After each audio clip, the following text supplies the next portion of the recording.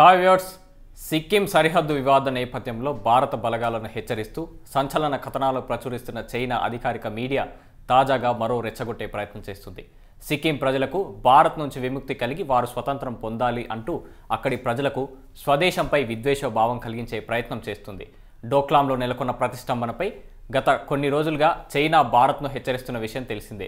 సమస్యను పరిష్కరించాల్సిన బాధ్యత భారత్ పైనే ఉందని, ఆ దేశ బలగాలు వెనక్కి వెళ్ళకపోతే పరిస్థితి యుద్ధానికి దారితీస్తుందని బెదిరింపులకు పాల్పడుతుంది.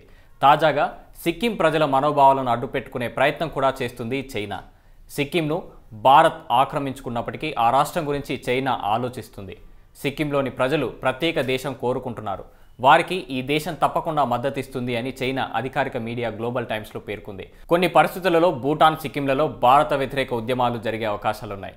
అవి ఖచ్చితంగా ప్రభావం చూపుతాయి. ఇప్పటికే భారత్లోని ఈశాన్య రాష్ట్రాలలో పరిస్థితులు అంతంత మాత్రంగా ఉన్నాయి.